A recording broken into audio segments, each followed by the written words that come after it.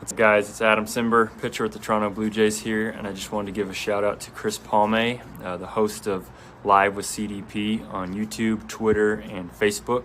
He goes live Wednesday and Friday nights. He's a proud Canadian, big-time sports fan, so go give him a listen. All right, God bless. Hey, good evening, everybody. Welcome to Live with CDP podcast on this Monday, December 27th at 7 o'clock. I'm looking forward to speaking to my guest tonight. His name is Patrick Pierce. He's a public relations manager for Oster and Associates PR firm in San Diego, California. And he's also a former broadcaster in the Kansas City area as well. And Patrick's a Kansas City Chiefs fan as well. So we're going to try to talk to him tonight about the Kansas City Chiefs, who've won 8 straight games and their 6th straight AFC Western title, and about his career as a PR gentleman with the Kansas City area. So just give me one moment, guys, and I'm going to bring on Patrick Pierce.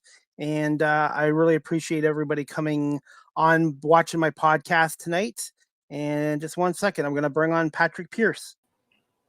Hi, Patrick. How you doing? Still audio issues, Patrick? Okay, I don't. Okay, I can hear you and see you. Okay. Just, guys, bear with me. There's I can't get to go. I can see Patrick and I can hear him, but unfortunately, it's something to do with audio. So I'm just going to see if Patrick can. Oh, hey, Patrick, I can hear you. Obviously, you can't hear me. You want to try maybe logging off and try log back on again? If you want to try that, thank you. Hey, everybody, bear with. Like I said, things do happen. Let's go. So yeah, guys, I can see and hear Patrick okay, but there is an audio issue. So I'm just hoping we can get this corrected. Okay. So yeah, Patrick Pierce, he's a public relations manager for Oster and Associates in San Diego, California, and he's a former broadcaster in the Kansas City area as well. And he's a huge Kansas City Chiefs fan. So hopefully we'll keep our fingers crossed. We can get Patrick on again. Just bear with us and we'll see if we can get this working in that. So I just want to make sure, like I said, guys, even if podcast TV things do happen. So give me one moment. I'm going to try to bring on Patrick again. We'll cross our fingers. We can get the audio connection going. Just one second. Hey, Patrick, how you doing? Hey, Chris, thank you so much. I know. I had my fingers crossed too. I could finally hear you. So that's some of those technical glitches you have from time to time in the era of COVID. Yes, it does happen with TV, radio, and podcasts. And that's why I always like to try to get my podcast ready early, just in case there's a technical difficulty on my side or with the guests. Excellent.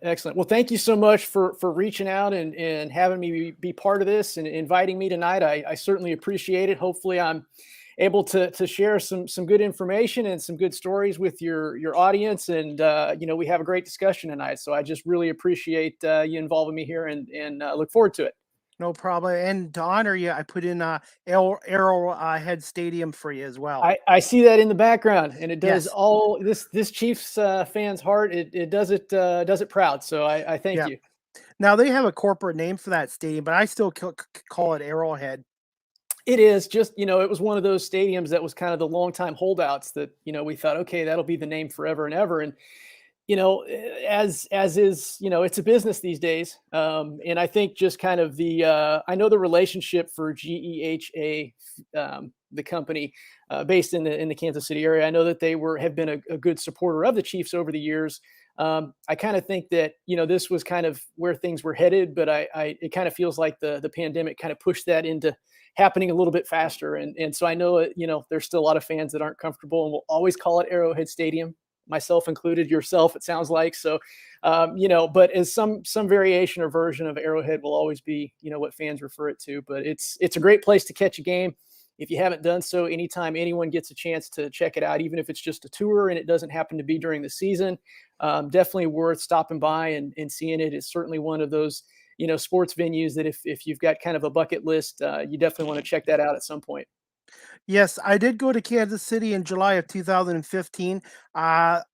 I went on a Midwest bus trip, sports trip, through St. Louis, Chicago, Iowa for the Field of Dreams. We Mhm. ended up going to Kansas City that day in July to go to a Royals Tampa Bay game, as Kansas City was the defending champs at the time. But Yeah. there was a tornado in Kansas City, and where we were staying, there was sirens going off, and I was like, "What the hell's going on?" They're like, "Get in your room. It's a tornado." And I guess that game, it wasn't a tornado, but the weather got bad and they ended up postponing the game. And unfortunately, the next day we had to leave. So I did get to go in the stadium. I keep calling it Royal Stadium, and got some pictures and stuff. And I did see where Arrowhead is, and it's just amazing with the setup they have there. Yeah, it was a lot of those cookie cutter stadiums that, were kind of in the 60s and 70s. A lot of these cities that had, both sports leagues, the baseball and football, said, well, let's just put it in one venue, one facility, and it'll be a lot easier cost cutting measure. And it worked for the longest time. But then, as time as kind of the 90s rolled around, everybody's like, wait a minute, we want our own venue. We're important enough. We want our own stadium. And so a lot of those cities you talked about, St. Louis, obviously, this is the third iteration of Busch Stadium that they've got going on in St. Louis, and it's certainly a gym now that they've got downtown there. But some of the other cities too. I out here in San Diego now, so I can speak to San Diego going through that with the Padres and Chargers, and Pittsburgh and Cincinnati, and some of these other cities, that Philadelphia, off the top of my head, that really had gone that route. And I will give the middle of the country, those guys, credit in Kansas City. They really had the foresight to say, hey, we really want to create this sports venue, this destination for the community, but we also understand that both venues probably are, for the fan experience, it's better to have their own facility. And really, football fans, certainly the seating and how things go, and certainly baseball, it's just a little bit different. And so they did that. In the late 60s, they made those decisions. Early 70s construction, and both of those venues have, Kauffman Stadium, where the Royals are, and certainly Arrowhead, GEHA Field at Arrowhead Stadium now. They've done they've done a major renovation over time, and those things look just as good as when the day they opened. So they've really done a good job, all things considering too. When you have those hardy, rough weather that happens pretty much year round there in the middle of the country, it's they've done a great job taking care of those facilities. And I have to admit this too. A lot of people wrote off the Kansas City Chiefs this year, but the Chiefs, man, 8 straight wins, 6 straight division titles. Well, I think one of the key points of their turnaround, it's not just been their offense. To me, it's been their defense the last 7 to 8 weeks. That's really got the Chiefs back in the right direction. Absolutely. Part of it was, we're like any sports team, any league, sometimes you can have talent on both sides of the ball, but if people are injured, you don't always see that with the results, in the win column. And, the expectation was for the Chiefs that the offense with Patrick Mahomes and Andy Reid, they seem to have this high flying offense year after year. Well, they struggled to start the season, certainly compared to what fans are used to. And the defense was struggling a little bit. It felt like, certainly, there were a lot of talented players, but there were some injuries. And Frank Clark and Chris Jones, and certainly, at the time they had Chris Jones kind of playing as a defensive end, and said, oh, we'll flip him from a lineman, we'll move him to the outside, and we'll kind of show some different schemes and some looks to the opposition. Well, that, as you saw the first 7 games of the season, Chiefs starting out 3-4. 3 wins and 4 losses, and 4 pretty devastating losses when you think about it, how they lost in the manner. Certainly there were a ton of turnovers, all this kind of things, but it just felt like the defense couldn't stop anybody. And so, definitely to be here talking with you today, knowing that, here they are, the record they've got, winning 8 straight games, sitting at 11-4, top seed in the AFC currently, 2 weeks to go. It's pretty amazing the turnaround they've had. And it is.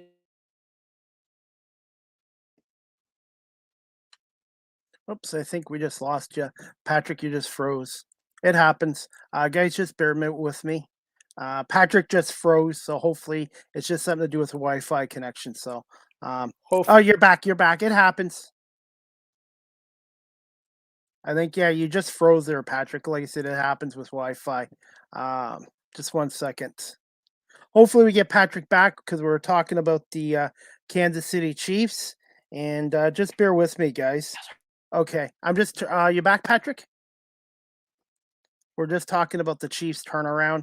They started out 3-4, and they've won 8 in a row. And Patrick was just mentioning about the defense and how that's gotten the Chiefs going. So just bear with us, guys, and hopefully we'll get Patrick come back. He just froze. It's sometimes, hey, it does happen with Wi-Fi connections and stuff like that. So, Patrick, did you want to just? Oh, okay, are you back? Hopefully this sticks this time.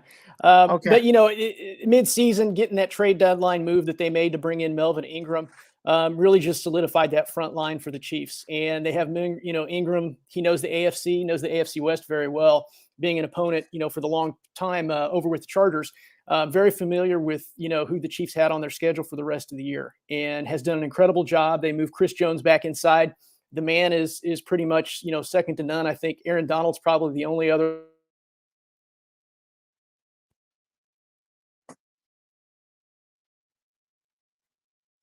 have really been a huge catalyst for the turnaround for the Chiefs. It seems like the defense is putting it together.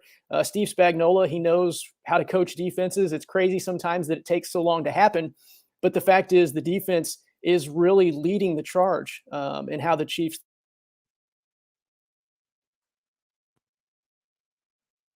Yeah. Anyways, guys, just bear with us. Patrick just froze again.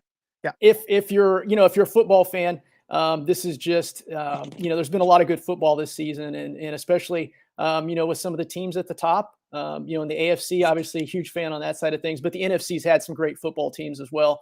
It's just been a really fun season. You have, a lot of spots still up for grabs in the AFC on the playoff side of things. And the NFC starting to fill in a little bit, some of those, so you kind of know what teams are going to be in the postseason. But the Chiefs are definitely one of the hottest teams playing incredible football at the right time of year. And the only other team that's hotter than the Eagles right now is the Chiefs. And the Eagles, hey, I'm an Eagles fan. Last year, 4-12, new coaching staff. Bad start this year, 2-5. People in Philly, including myself, Randy, let's get him out of here. But the Eagles in the last 8 games, 6-2, and it all starts with running the ball, stopping the run, and playing good defense, and the development of Jalen Hurts. I know the Chiefs came in and beat the Eagles pretty badly at the link, but I think now the Eagles have come a long way since that game. And I do have a soft spot for Kansas City because Andy Reid, one of the greatest coaches in Eagles history, and Travis Kelce is the brother of one of the great Eagles centers, and Jason Kelce. Yeah. Absolutely. Absolutely. I think that's the cool thing about sports in general, but especially football. I know each fandom has kind of their own group of players and coaches. Sometimes when the coaches leave town for whatever reason, sometimes it's under good circumstances, and sometimes it's not. Sometimes you just never know, is that connection still going to be there and still be strong? And I'm just, so happy to see Andy Reid is such a good guy, such a great coach. Obviously, he showed what he could do in Philadelphia, built his career. I mean, really had a Hall of Fame career before he got to Kansas City, and has really just solidified, what he did in Philadelphia, and bring a lot of that expertise and experience that he had in the NFC, and has been able to bring this over on the AFC side of things. So he's a heck of a coach. He does a great job of developing quarterbacks. He develops talent, on the offensive side of the ball. And typically he'll, have some pretty good defenses as well. And that tends to be what kind of drives that. It's exciting to have the offense, but the defense really is what, shuts the opponent down, makes the plays at the right time, and really in many instances gives your offense a chance to win or make a comeback.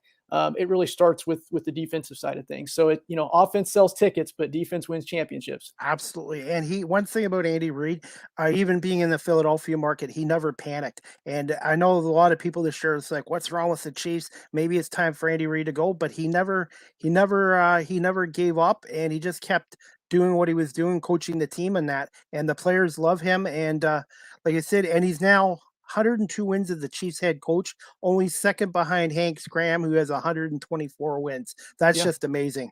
And Hank Stram, obviously Hall of Fame coach. Yeah. Helped, kind of reinvent what the game of football and really make it, the early iterations of what you see today. A lot of those seeds were planted with what, Coach Stram did decades ago. But, it's great to see, some of these really good football towns, Kansas City, Green Bay, Philadelphia, Buffalo, had a huge win, and right back in the thick of things there in the AFC East. So, when these traditional powers in football, those cities are doing well, it's a fun time to be a sports fan.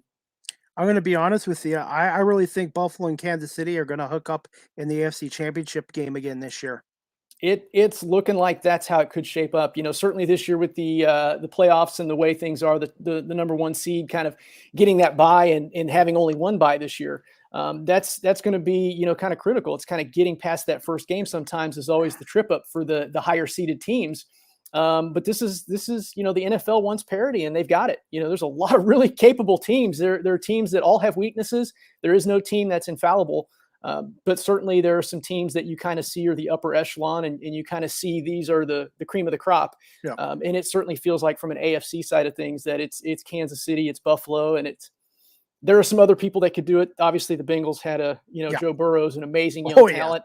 Those guys still have a shot at not only making the playoffs but winning their division. So it's going to be exciting the last couple of weeks of the season, but a really fun time. If you love football, you can't complain. This season has had it all.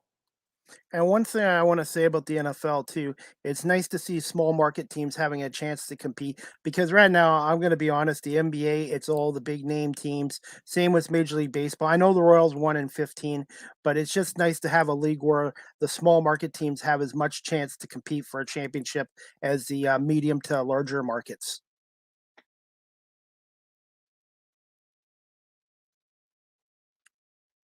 I think Patrick just froze there. Freezing there a little bit.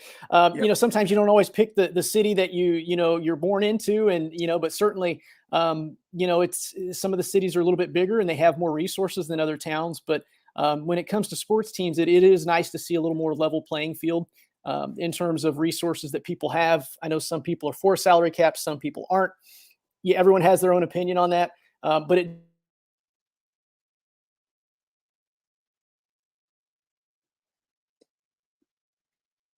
Just bear with us, guys. And most of those teams, are still in the hunt, and that's kind of what you want as a fan. You always want a chance each season. It's tough, in baseball and in basketball, and hockey to an extent, not bad, but definitely some of the other sports where you really feel like, dude, does my team really have a shot? In the NFL, you can't say that this year. I mean, pretty much everybody has been into it except for a couple teams. Everyone's still alive. Mm-hmm. I mean, this is pretty amazing to see. And it's a lot of fun. Again, as a fan, it's hard to beat.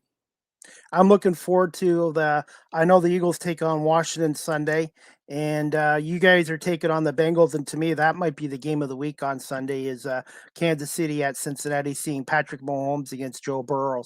And that should be. Absolutely. I mean, you said it right there. Is that the game of the weekend? I think when the schedule makers put it together, they didn't necessarily know how important that game would be, but it really is critical. If the Chiefs get a little bit of help, if the Titans happen to lose and the Chiefs win, they lock up home field advantage throughout the playoffs, and they can, pretty much rest all their starters the last week of the season in what would become a meaningless game to Kansas City. Certainly for Cincinnati, if all it really takes is for them to win one more, and I think maybe get a little help, or if they win, certainly their next two games, they win the division and certainly can avoid maybe.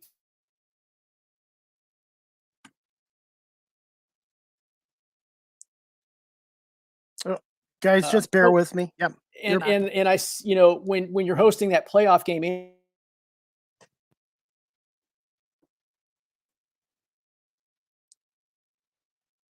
that we've seen this season, that's really been the case, is where you'll have a team go out and absolutely destroy somebody, and then the next week they get up.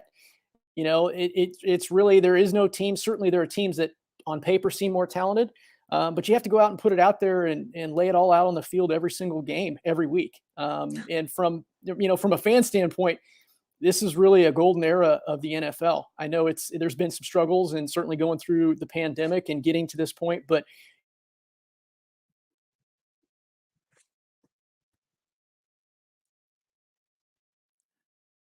yeah, just bear with us. Yep. You see the Tom Brady, you see the Aaron Rodgers, the Ben Roethlisberger yesterday, seeing that here's this guy that ultimately is going to be a Hall of Famer. But seeing yesterday where he was at and seeing him perform and knowing how good he has been in his career, you see that, okay, you can kind of feel, you just got a feeling that Roethlisberger is probably at the end for him. And then you see somebody where the future of the NFL, where you've got the Patrick Mahomes, you've got the Dak Prescott, you've got, Murray out in Arizona, you've got, Herbert there in LA with the Chargers. I mean, the future of the NFL is bright. And it's kind of an interesting time to kind of see everybody still in the hunt for the playoffs and that Super Bowl chase. Yeah, definitely. And it all starts with the franchise quarterback too. Josh Allen has proven that he's an elite quarterback, but I'm still old school, Patrick. I still believe a football team, a championship team, is built on the lines, the D line and the O lines, and then you add to it from there. Obviously, the quarterback as well, but I still think old school football will win in the playoffs, and it's important to have that running game as well. Absolutely. I mean, you saw it in the Super Bowl last year. The Chiefs had all 5 starting offensive linemen were out due to injury. Yep. And you saw Tampa Bay that had everybody there in their defensive line, and they absolutely destroyed the Chiefs in the Super Bowl. And that was not something that you ever thought would happen. Certainly other than the hardcore Tampa fans, you thought, oh, well, Kansas City's offense is so good, they'll just overcome this. Patrick Mahomes is so good.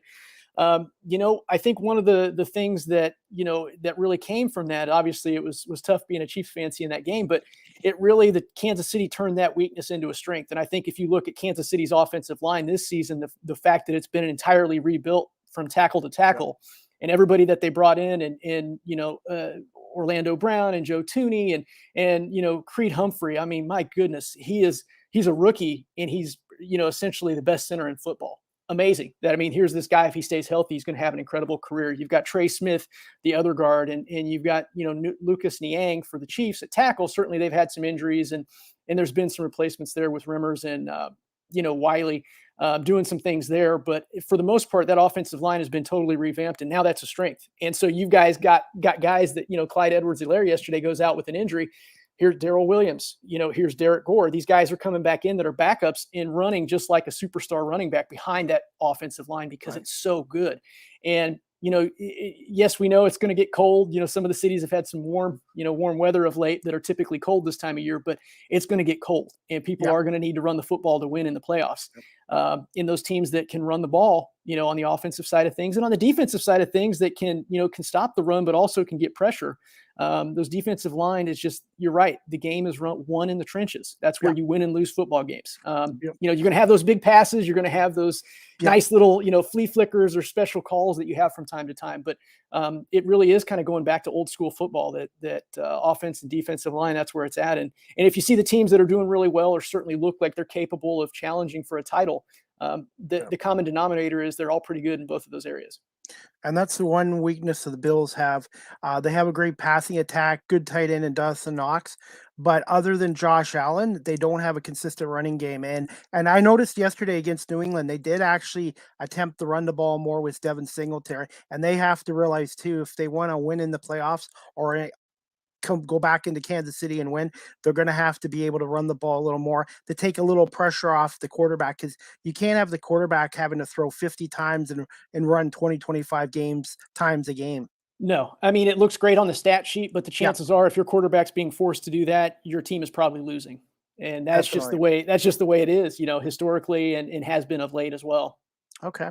Are you okay for a few more minutes, Sure. a little more time, and ask you some questions? Absolutely. Okay. Got all kinds of time for you. I love talking Chiefs, love talking, sports, broadcasting, all kinds of stuff. So I welcome the opportunity. No, and you're the first Kansas City guy I've had to come on to talk about the Chiefs. I'm trying to, with my podcast, trying to get guys on from all regions and cities and talk about their teams as well. So yeah. Well, I definitely, couldn't come on without the hat. So we got all that good stuff. Maybe one day it'll be a Philly Kansas City Super Bowl. That would be something. That would be something, especially if you love Andy Reid. That would be quite the matchup. Definitely so. Okay, I'm just going to get into some questions for you, Patrick, too. Sure. Can you just tell my audience here in Canada just a little bit about yourself, and when did you decide to pursue a career in broadcasting, TV, radio at first in your part of your career? For me, it was one of those things that I always kind of found myself, interested in sports. Turning on the radio and listening to the Royals on the AM station, at night, even though we wouldn't necessarily go to all the games in the summer, we went to a few, and those that you didn't, you tried, turning on the radio and listening in. And I thought, wow, that's kind of cool. And I always found myself, reading the newspaper every Sunday. We'd get it. Before we'd head to church, we'd pick it up, or we'd come home, and the first thing I do is, reading through the newspaper, front to back. And I thought, well, this is kind of interesting. This is something that I really enjoy, not just for information, but, I can kind of see myself as you start to have an idea of what you like to do when you grow up. I thought, well, that would be kind of fun. And, we just, over the years, it kind of got into, we got Chiefs season tickets and all this. So you're listening to the games, and then you're there, and then you're really paying attention to all these kinds of things. And then, you get to the point where you get into high school, and you're kind of like, well, you get to those journalism classes or, whatnot, and working for the school paper. And I thought, this would be really cool. I'd love to be maybe a columnist. That would be kind of fun, to be able to kind of give your opinion on things, certainly the sports events, but just kind of events of the day, that kind of thing. And got to college, and really, for me, it was kind of I guess pretty fortunate that I had, one of the best journalism schools, the Missouri School of Journalism at the University of Missouri in Columbia, which is kind of in the middle of Missouri between Kansas City and St. Louis. Right smack dab in the middle is this college town, Columbia. And they're really home to the first and one of the best journalism schools, not only in the country, but in the world.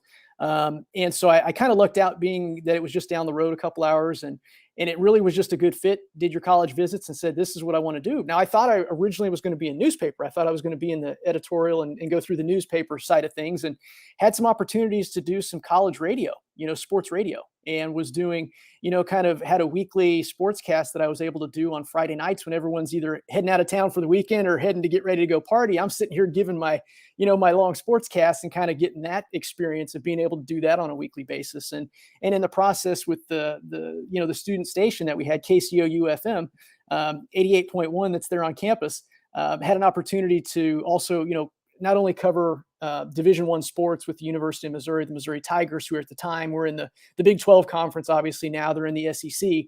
Had an opportunity to cover St. Louis sports, had an opportunity to cover Kansas City sports. So it was covering the Kansas City Chiefs, the Kansas City Royals, covering the St. Louis Cardinals. Now, obviously the Rams were in St. Louis at the time before they moved back to LA.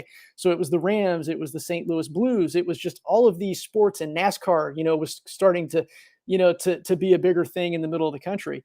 And, being able to cover some of those sports, I thought, wow, I got on the radio side of things, and I thought this was fun, and then kept doing that on the radio side of things. And kind of, there was a student run TV station at the time on campus, and got involved with that. And then once I was able to get into the journalism program at the school, had an opportunity where I thought, I think broadcast is where my passion is driving me to. Like, I think I could see myself on the TV side of things. And so actually even made that transition from radio into TV.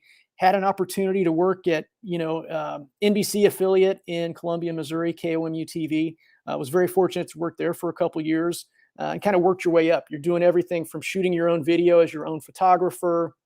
You're reporting on on stories, going to games, going to press conferences, doing all these kinds of things. During the high school football season, you're driving around and covering like 3 or 4 games in one night. So you're there for about 10 minutes, get some video, go to the next location and get some video highlights. And then you're rushing back to the station to try and cut those highlights for the anchors. And it's just kind of that adrenaline and that fun that you got from that. And so for me, I thought, well, this is really, where I could see myself going, and was able to, kind of get that next full-time job after school, was able to hang around for a little bit, and then got down to Louisiana and was working for the NBC and Fox affiliate down there in West Monroe, Louisiana. So, it's absolutely, if you love doing it, if you have a passion for sports, just being around it. I mean, it's such an incredible feeling. Sometimes it's hard because you don't necessarily get to be a fan. Like, you don't get to necessarily cheer in the press box, or you're busy, really taking notes. You're really, taking some video, taking photos, whatever role you have, whether you're on newspaper, whether you're, doing it for TV, whether you're doing it for the local radio station. It's just a little bit different. You don't necessarily get the fandom part of it. So you can't grab a Pepsi or a beer or whatever, you're kind of there to work. Yeah. But it's still one of those things that, I mean, you kind of have to like pinch yourself. I'm getting paid to cover sports. How cool is that? And so, being able to do that. Now I ended up having some health issues at the time that kind of, led me to a different path, and transitioned out of journalism back over, broadcasting into the PR side of things. But it was a fun ride while it lasted. And, anybody that gets a chance to do that, absolutely. I strongly recommend, if you get a chance to do it, do it. and just ask questions and reach out to people and just become involved and just kind of say, put your mind to it and say, this is what I want to do. I have a passion. This is my dream, and go chase it. There's going to be plenty of opportunities. I think that's the great thing about now is having this podcast with you, having these opportunities. Like, some of this stuff the technology didn't really exist, 15, 20 years ago. And so being able to do that now, you really in many ways can kind of create your own opportunities. And, that's the fun thing about it, is that's what's going to get you in it. That passion is what's going to keep you involved. And, your viewers, your readers, your followers, whatever format it's in, they're going to know that. They're going to sense that. They're going to sense that you really enjoy doing what you're doing. They're going to connect with that, and they're going to want to tune in. They're going to want to listen to what you have to say. Hey, I checked it out this week. I really like this. I need to make sure I come back and tune in and see this again down the road. Chris is doing a great job. This is what I enjoy about, what he's doing. I can kind of sense it. I see it. I connect with that. And your audience is going to do that. And that's really how you build your audience these days. And it's great that, there really is no right or wrong way to do it. It's just, you pick up on it. You say, man, I'm going to do this, and you're out and you're doing it. And that's the cool thing from this side of things that I see for you, is that you really have been able to do it. And it's just so impressive. And, just keep up the great work. Thank you. And I'm trying to do it the unconventional way. I'm 49 years old, and I took law and security in college, but I didn't take broadcasting back in the 90s because they didn't have this technology back then. And I'm trying to do it with my weekly podcast. And also I do volunteer work with Rogers TV, a major cable TV company out of Toronto. Yeah. And I do hockey games. And so I'm getting a taste of broadcasting and doing live TV with them, and then doing the podcasting. And when I started this too, Patrick, the first 4 months, I probably wasn't very good, and I had trouble getting guests on. But for the last year, I've been getting 2, 3, 4, 5 guests on a week, and some of the big names like Dan Shulman and Freddie Coleman from ESPN and yourself. And I've been very lucky, and I've been just trying to work hard and grinding away at it, and then trying to keep improving on each podcast. And that's all you can do. That's all you can do. I did the same thing back when I was, covering baseball games for the college, the team. And, I was doing it in radio, and I was awful. I just kept doing it to myself. And at the time it was a tape recorder, and you just you're calling games, and you kind of develop your style. It's great to hear, all these other big national folks that do it and international folks that do it, but you really have to kind of find your own style, what works for you, how you call a game, what you see and how you do it, and how you report it, and how you tell the story to the listeners, and say what you're seeing and how you do it, just the style that you develop.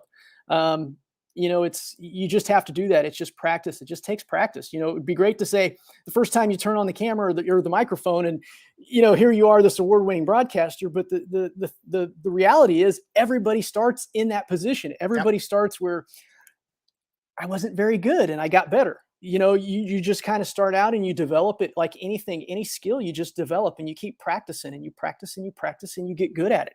And yeah, I mean, it's awesome to hear your story. Like I said, it's pretty inspiring to hear, that you've chosen this path, and this is what you're trying to do. And the fact you're doing it, and doing it well, that's pretty cool.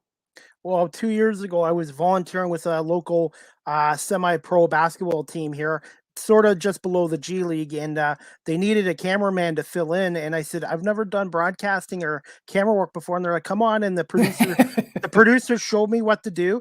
And I did the last half of the game, and they actually liked my work, and they actually paid me. And then they referred me to Rogers TV, which is the owners of the Jays and the Raptors. It's a big company here. Yeah. And that's how I got started. I just got a taste of the broadcasting bug from volunteering with the basketball team. And then it led to my podcast and Rogers TV. And the podcast I started just when the pandemic was bad in March of 2020. Mm-hmm. And I've been doing it ever since for the almost 2 years now. It's great. That's awesome. That's awesome to hear. And obviously, I know Rogers it does great things. I've kind of been keeping, aware of what's going on in some of the different markets and stuff. And I know Toronto, they're looking at potentially a new stadium, or at least, renovating where they're at. And so that'll be exciting to see what's going to happen with the Blue Jays, knowing that the pandemic kept them, down in Florida for the longest time, and then in Buffalo. I know that was certainly an alternative. It wasn't the best option, but it was an option, and it worked well for them. And, I know the Blue Jay fans, though, are probably happy that the team is back and hopefully, there for the long term, because Toronto is such a great sports market. In every sport they've been involved with: soccer, hockey, basketball, certainly baseball. I know NFL, it's a little tough because NFL doesn't have necessarily any franchises outside the U.S. yet. I can see that changing at some point in the future. But for now, I know that, Toronto has done a great job of embracing Buffalo. And Buffalo is such the Bills are such a big part of Western New York and in that whole area. So it's a great sports town. And I would hate to see baseball leave, because, the Blue Jays, they've done a lot of great things and they have so many connections to the community there. Yeah, they are going to renovate the Rogers Center. Okay. It's hard to believe. I was 17 when that stadium opened, and that was 1989. And now it's like the seventh oldest stadium in Major League Baseball. So they're going to put about 250 million, I guess, into new renovations for it. And Okay. I'm hoping to get grass, because I can't stand turf. I prefer grass. And that's the best thing the Royals ever did, was get rid of that turf at Kauffman or Royal Stadium and put in the natural field grass. Absolutely. And that's the crazy thing about some of these stadiums, is that everyone just, I guess, accepted the fact, here you're going to have this fake AstroTurf. And I know the reasons why it came about. I understand that in the 70s, that the technology at that time, it was really hard to grow grass unless it was a sport, specific. It was a football only stadium or a baseball only stadium. And I know that the reasons that Kansas City always gave was, well, you get weekend, knowing that you mentioned the storms earlier, right? That you have those from time to time in the spring, summer, and fall.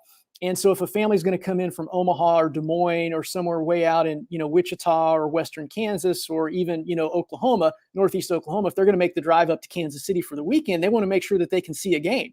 And at the time, the rationale was the AstroTurf gave the best opportunity to absorb a storm, all the rain that came with it, and then still have the field in playable condition where you can have a game, or you can have a series of games that weekend. So, but great, thankfully the technology's come so far with the way you can really grow grass anywhere, good quality grass. And that was a huge improvement when Kauffman went to grass, and you see it now and you can't even imagine what it looked like with turf. You see these photos and you're like, they actually played on that stuff. And it's anytime you can be on a natural surface for football, for basketball, for soccer, it certainly, at least from what we hear from the athletes, right, is they prefer the real stuff as opposed to the fake stuff. But I do understand sometimes that some facilities adopt the fake surface, and some of those are really good too. And the technology has gotten much better in that regard as well. But nothing beats that real thing. Hey, the worst turf I've ever saw was at the Veterans Stadium. That was like playing on concrete. And that's what they said, right? Too. That was kind of always the one hiccup that they had, is that, the fans are great there and really into it. And it was a tough place to play, but it was also a tough place to play because of the field surface, Definitely. And when you got players' kneecaps going through and popping out, and everybody just saying, yeah, it's like concrete, and they hate playing there. It's like, well, the city's great. It's just the facility needs to upgrade. And certainly they've done an incredible job with Link, what they've done there now with Lincoln Field, and just, knowing that the Phillies have their own facility as well.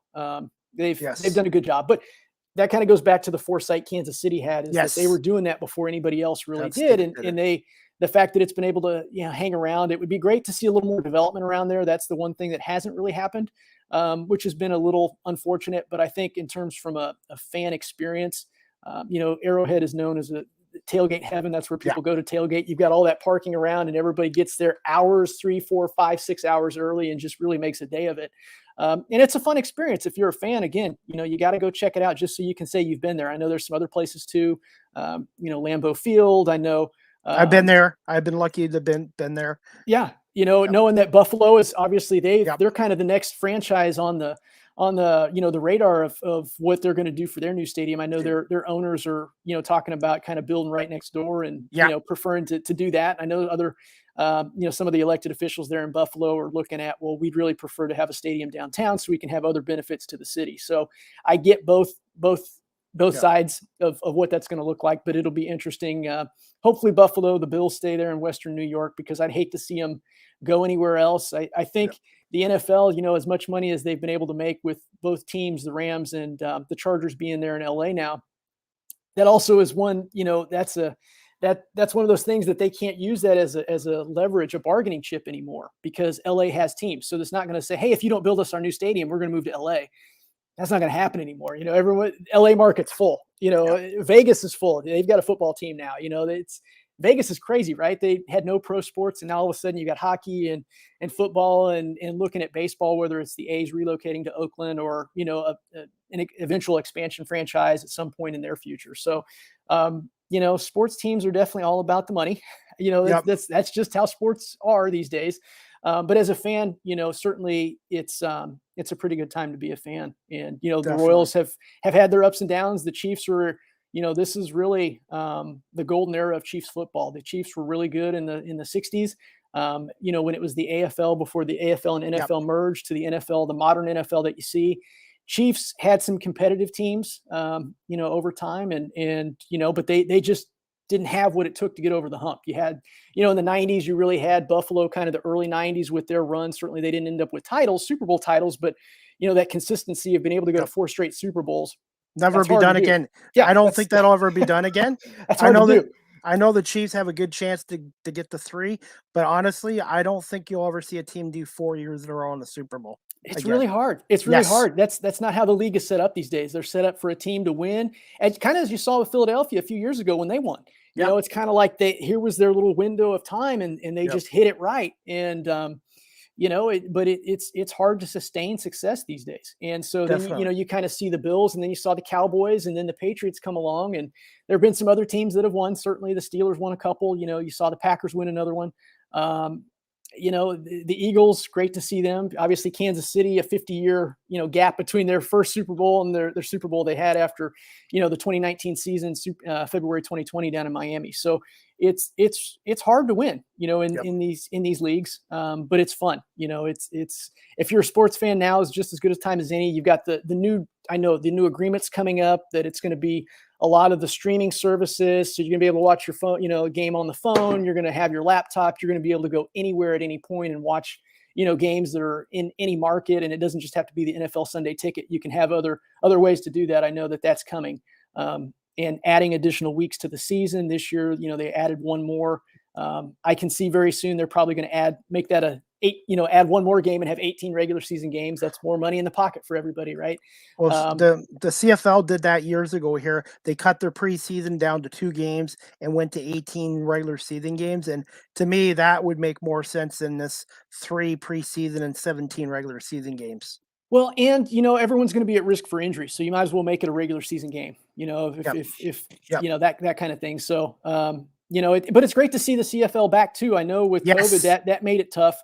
A lot of people, even from a developmental side of things too, just sports in general, the game of football, a lot of that talent that doesn't necessarily immediately come out from college into the NFL, a lot of that time they can really have success and have good careers in the CFL. So I know that's a huge thing, is to get that, get everybody back in the fold there, get them back on track, and good football is good, whether it's CFL or NFL or whatever. XFL, I know, is coming back, and USFL is coming back. All these leagues are coming back. But it's really good, I think, for the game of sports, and for fans to have a choice, to be able to pick and choose. I know people are upset about some things, stuff, players say things, owners say things, these kinds of things, but it's fun. If you like the game of football, it's great to have choices for entertainment options, and the CFL is as high of quality of football as you're going to find, and it's really entertaining. And so it does make you want to tune in all the time too. So it's really, if you're a football junkie, you get the CFL, you get the NFL, and college football. Yeah, I'm lucky where I live here, just outside of Toronto in Guelph. I'm 2 hours from Buffalo. I'm 4 hours from Detroit. I'm 6 hours from Cleveland, 5 hours from Pittsburgh. So I'm in a really good location, and I love the CFL, the NFL, college football, and I love all the games. Every league has different rules, and I just don't compare it. I just enjoy each league for what it is, and I'm so glad the CFL is back. And the CFL did help Doug Flutie and Jeff Garcia, Warren Moon, Joel Theismann came to the CFL before he went to Washington in the 70s. So it's a different game than the NFL, but it's a great sport. It's a great league, and a lot of Americans that come over here find it takes time to adjust to the rule changes and the larger field and stuff like that. But It's fun. It's something Yes. new. If you're not learning as a fan, it is nice to know some of the new nuances of the sport, and it makes you enjoy the sport more. When there are some different things, and you kind of compare in your mind, could this player do that there, or could they do that there? And it's just it's so entertaining, and you really get your value watching a CFL game. It's so fun. You turn the TV on and watch it. It's pretty cool. It's pretty cool stuff. Definitely. Yes, definitely. You already answered my second question, Patrick, but I'm going to Mhm. go to the second part of it. Obviously, you told us where you went to school. Did you have any mentors when you were starting out in the broadcasting industry? And also, did you do any volunteer or internships as well when you were breaking into the industry? I did. I did. In terms of mentorship, yeah. It was one of those things that it was kind of, you still see a few of them on TV, but when I was really kind of trying to break in, you started seeing some of those, like John Anderson at ESPN. He's a Mizzou guy. You see some of these others that were, CNN SI at the time. I know CNN doesn't have CNN SI anymore, but at the time they did, and Fox Sports Net, and some of these obviously they've changed to Fox Sports One, and all these other iterations of things. But nationally there were some those that kind of inspired you, but on a local level, a lot of your instructors that kind of went through my one of my you know leaders, that teachers that I really had that helped me happened to be the news director at KOMU-TV in Columbia. I had him as my capstone class that I kind of worked with him. He was a videographer, and I really loved reporting, but I also enjoyed the shooting as a photographer and being able to take a camera out and tell a story and be able to grab images that the average viewer doesn't necessarily see, kind of some of those behind the scenes, the different angles, all of this kind of stuff. And really, I thoroughly enjoyed working with him, and kind of stayed in touch with him throughout that process as I finished up in college and really graduated, and then really started out at the TV station out there, working in the sports department. That's where I wanted to be, and spent a lot of time out there. And he's great. He actually just retired last year, this past year at the university. So it's been interesting to kind of see his it's hard to believe his time went by that fast, but he's somebody that I absolutely thoroughly enjoyed. Stacy Wolfel was his name. And there's some other people that were my classmates too. That one of them is down doing radio in the Dallas Fort Worth area. He was does high school football for them in the Metroplex. Chris Mykoski, I worked with him. He was one of the guys that introduced me to KCOU, the radio station on campus. Him and James Adair. These guys are. James was from the Cleveland area, and Chris was from Dallas, and Chris kind of had a sports connection. His family very involved with the Texas Rangers, and had a history of involvement there, and so these guys, it's kind of like, wow, that's kind of cool. They're a couple years ahead of me, and I kind of was like, what are they doing? What are they doing? I'm like, okay, that seems kind of cool. I'd like to do some of that, and those guys kind of introduced me to the radio side of things and said, why don't you give it a shot? You seem to know quite a bit about sports. You seem to enjoy it.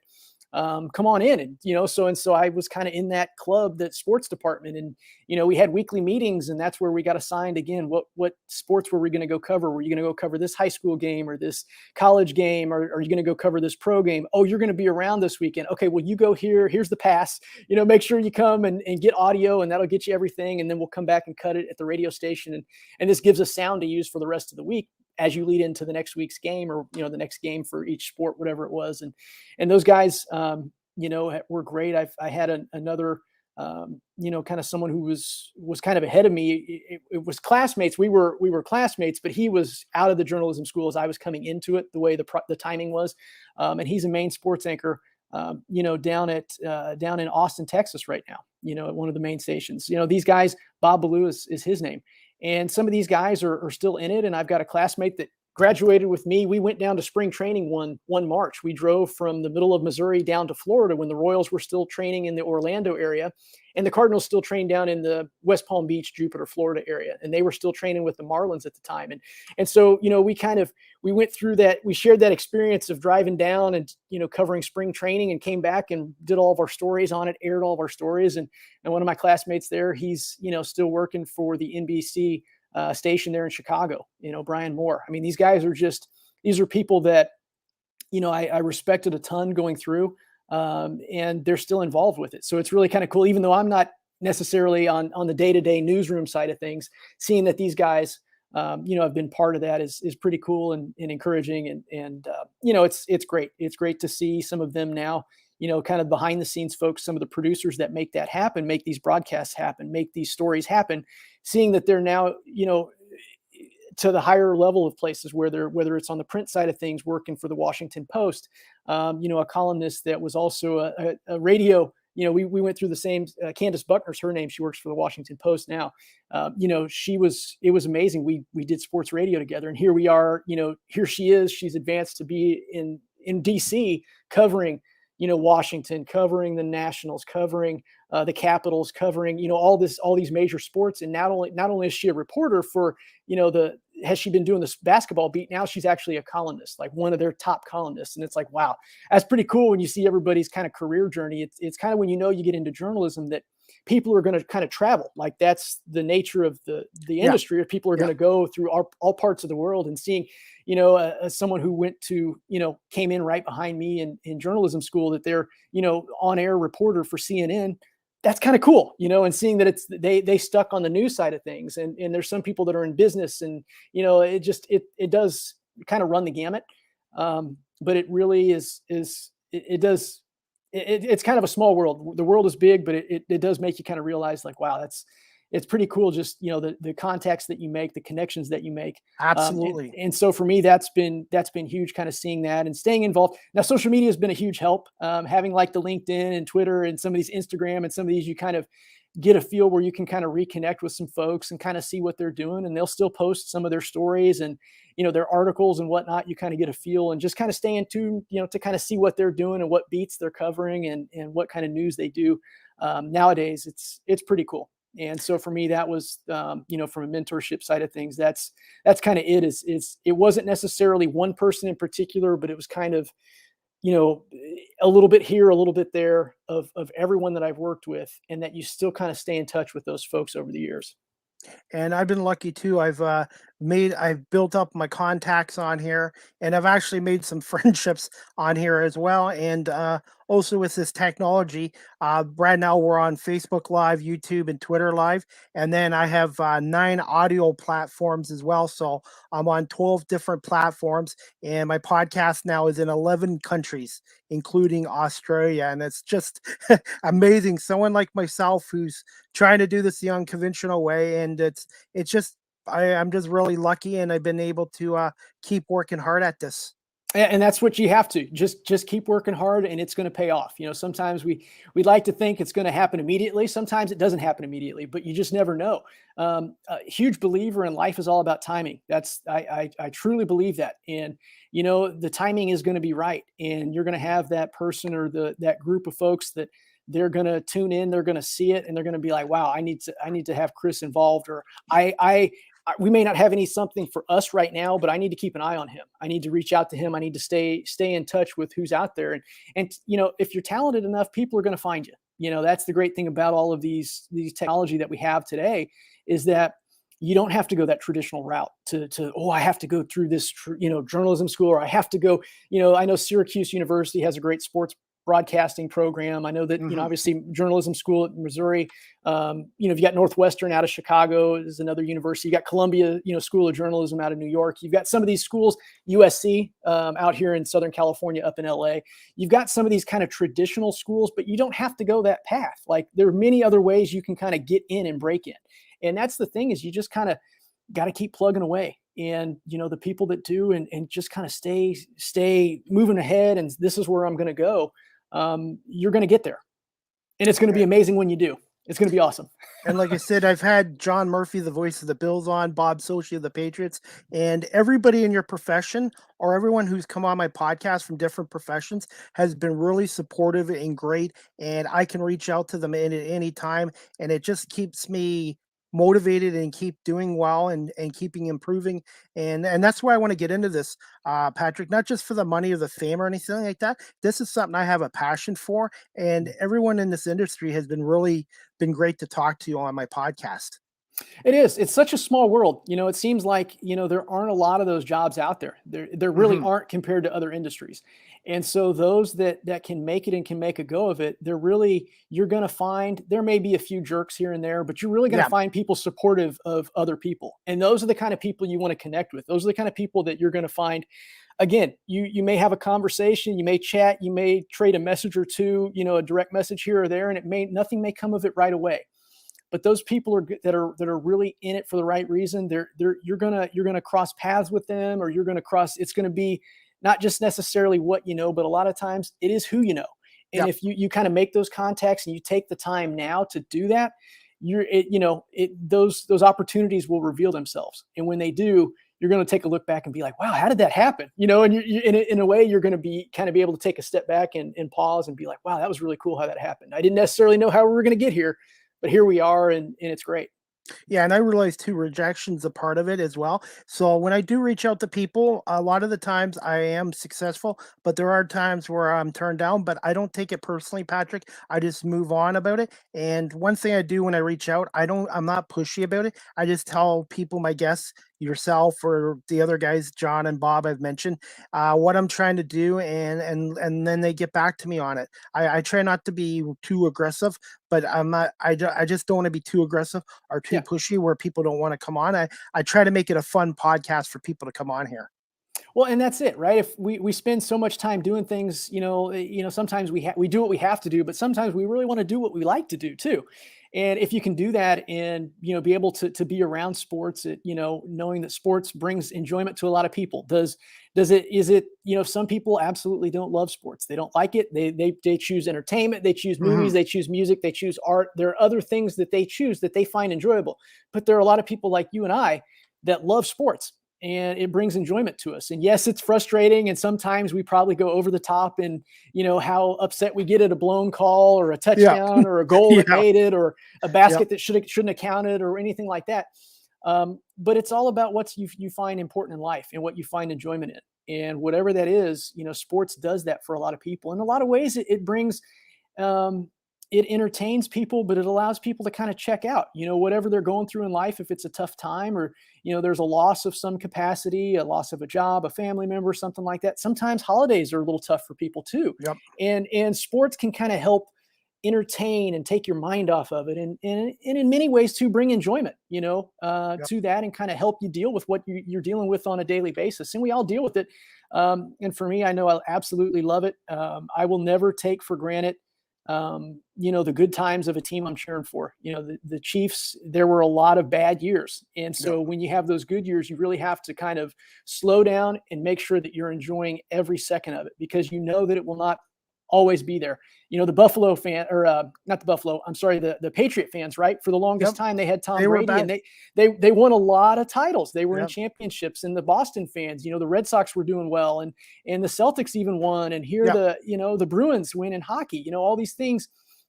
You just have to really enjoy it, because it's not always going to be there. Laker fans too, right? Here they go for, 70s and 80s, the Showtime Lakers. Yep. And then it was tough in the 90s. And then you had Shaq and Kobe. And then you had, their run of success and winning titles. And then it was a little tough.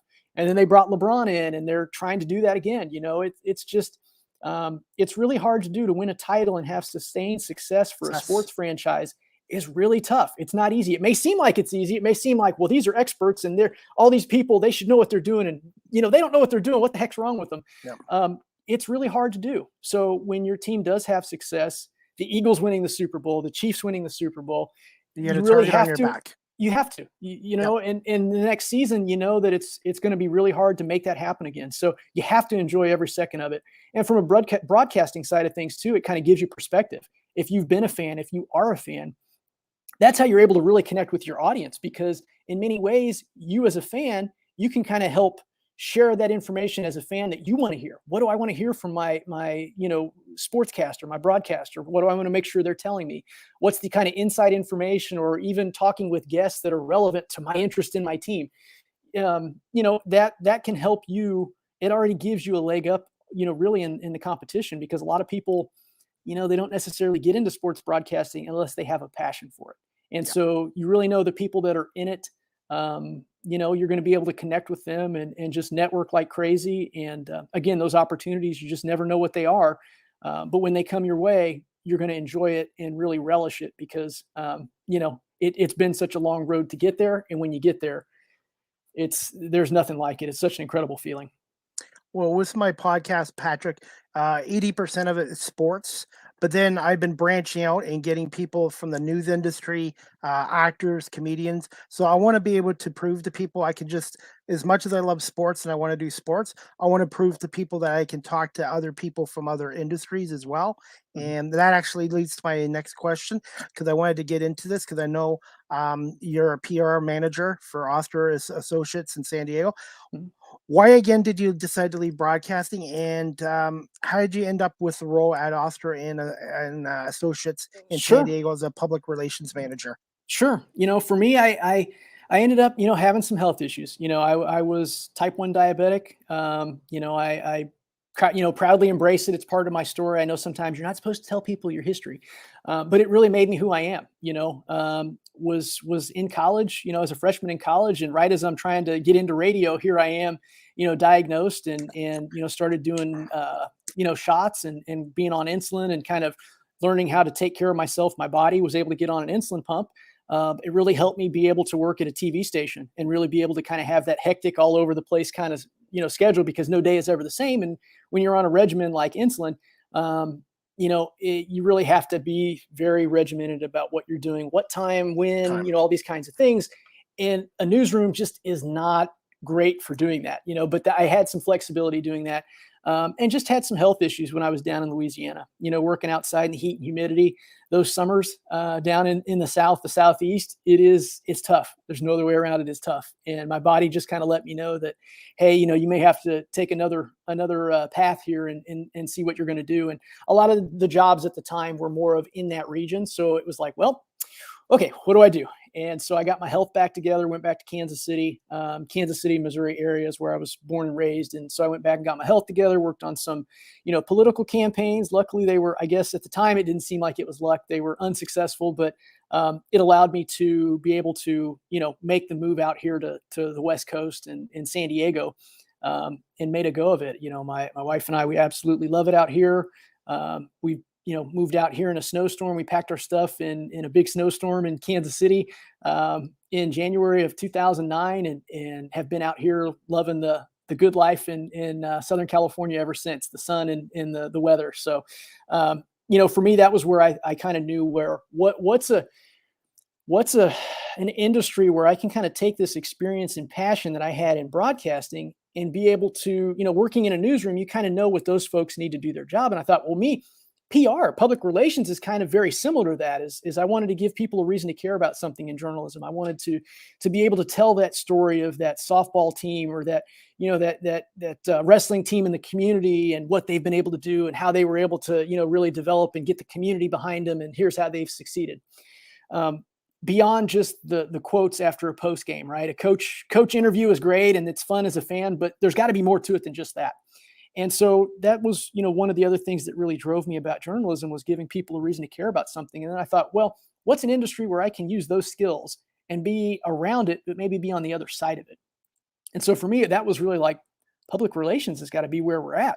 And being able to kind of give that information, give the facts, don't put in all the fluff that you get sometimes from a publicity side of things, but really give important information and tell stories and give facts and talk to the key decision makers in the community. Whether it's a charitable event, like when I first started in San Diego out here, the agency I was at, they were working with a charitable group that was working with the San Diego Chargers. So we're working with like Antonio Gates and Phillip Rivers and some of these names, Sean Merriman, these folks that it's like I was still around sports in a way, but it wasn't covering necessarily going out to each game or going out to practice and covering and doing a story for that night on the news. It was more of here's Antonio Gates, what he's doing with his foundation, or here's what's going on here, and just kind of being able to do some of that and still being around it, but being around it in a way, where I still kind of get my sports fix, but yet it was still doing, something a little bit different. And so in many ways that I've had a lot of success being able to do that. You have those connections and contacts that you've got as a reporter or a broadcaster on your side of things. On this side of things, you still need those relationships. People forget public relationship, relation is in the title. So you really have to have those relationships, and being able to kind of tell stories and share information that's, the community should know about, or you think that, the community should be aware of, that kind of thing. Being able to do that with a wide range of industries has been great. If you'd asked me when, 12, 15 years ago, would I know anything about horticulture? Would I know anything about cannabis? Would I know anything about, ski resort, the winter sports industry? These number of industries really that I've been able to work with, and from a charitable side of things, but, a new product launch, perfect example, out here in California, we've had droughts, right? It's there's no other way around it. We understand that, that's kind of the new normal for us, is that climate change is real. We understand that. We've still got some folks, unfortunately, that haven't fully embraced it and understood it, but we know what it is. In California, in 2015, we had water restrictions, statewide mandatory water restrictions put in place for the first time. Well, one of our biggest clients happened to be, the America's largest independently owned retail garden center, that had 31 locations in California, a couple up in the Bay Area, and most of them in LA, Orange County, and San Diego. And so here we are trying to sell plants and flowers and stuff and grass and all these other services. And that takes water to do that. And so you're kind of like, well, how are we going to make that work? And so we really had to reinvent ourselves and work with the local water authorities, work with the governments from a county level, from a state level, from a city level, and really put into place, an informational campaign that took place an entire year of how we were going to do this as homeowners, how you can still, have a water-wise garden, but yet cut down on your water use, which is going to help you from being, penalized financially from using all this water that you're not supposed to use, all these things that it's been a lot of, reacting in real time, planning ahead, and just being able to adjust like you do in broadcasting, knowing that, hey, like we've had some technical issues tonight, right? Like you're kind of like, well, what do I do if this happens? You kind of have to fill time. You kind of have to adjust on the fly. There's a lot of that's involved on this side of things too. So in many ways, it's kind of like you're taking those same skills that you've developed on the broadcast side of things and being able to use it kind of on the opposite side or the other end of the news, kind of the news cycle, how that goes. And so in many ways, it's been a lot of success. I've, a lot of fun. It's been again, kind of being able to be around it a little bit. I was able to work with a community paper a few years ago and still cover the Chargers a little bit, cover some of the Padres, cover some of those things, for a while, and kind of got my fill of being around sports again. And then, just knowing that the Holiday Bowl, the bowl game season for college, football, San Diego has, a Holiday Bowl, and being able to be around that every year, just involved with that has been, it kind of fills that need of being able to be around sports, right? I love sports, but it's been a lot of fun to be able to do that and reconnect with folks too. Folks that I kind of mentioned that they were across the country and they come out here for events, or we happen to cross paths somewhere, and you just kind of reconnect and say, wow, you're really happy for the other person, hearing what they're doing in life. They're interested in what I'm doing on this side of things. And what I've been with Oster now, I've been since, 2014, and the agency's been around. It'll be 36 years next year. Wow. And I've been at the agency now for 8 years. So, it's been a good chunk of time, and absolutely love what we're doing. Love, the ability to know that not every day is going to be the same. And that's a lot of what the sports world is too. Yeah. The broadcasting world is not every day is the same. Some days are going to be really crazy, hectic, stressful. And other days, there's going to be a lot of games and a lot of information going on. And then there are going to be some days where it's an off day, or like COVID puts everybody on ice, right? Everybody is kind of like stopped in their tracks for a little bit. And how do we react? This is going to look like? I mean, we still have stories to tell, but what does that look like in a pandemic world? And hopefully we get to the point where this stuff is behind us and we can not necessarily go back exactly like things were, because I think, I don't know that that's ever going to happen, but I do think a little more normalcy, where it's like, oh, we're have large crowds at a football stadium and not feel like, hey, I'm going to get sick, or I could potentially, what's this person? Are they vaccinated next to me? Or, what have they been doing? I know what I've been doing. I'm wearing my mask. I'm vaccinated, boosted and all this, but, get back to the point where, it's a little more carefree. But it's change is good too. I think this, as you and I are talking right now, right? I mean, ideally, a lot of times, these types of interviews would be in person. We're able to do this, virtually, where you're in one part of the country and I'm in another, and 3,500 miles away. Yeah, so I think being able to embrace some of this technology, circumstances kind of force you to deal in real time, and this is going to be something that's going to be huge. And I think a big part of the sports world is going to have and be able, and as fans too, now we've been introduced to it. So it's not new. It's not like, what's this newfangled technology that people are talking about? It's people understand this. They openly embrace it, and they want to, this for me in many ways, I look at this as now this expands the playing field even more. Now you can, as a broadcaster, you can talk to anybody, anytime, anywhere. Yep. And here you go. And that might have been a little more challenging a few years ago. The technology is such that, and the circumstances are such that now this is just a part of life, an everyday part of life. And now it's going to be, if you're a fan, you're going to be able to get more of your fill, because now you're going to be able to really pick and choose and hear from new folks that, unless you were in that home market, you might not have been able to hear from or talk to or connect with. Definitely. And this leads to I just got two more questions for you, Patrick. Are you still okay for a few more minutes? Mm-hmm. Okay. Absolutely. This one I wanted to ask you too. What is a normal daily day like for a public relations manager? And again, what do you enjoy the most about your current role? And are there some hard aspects of being a public relations manager?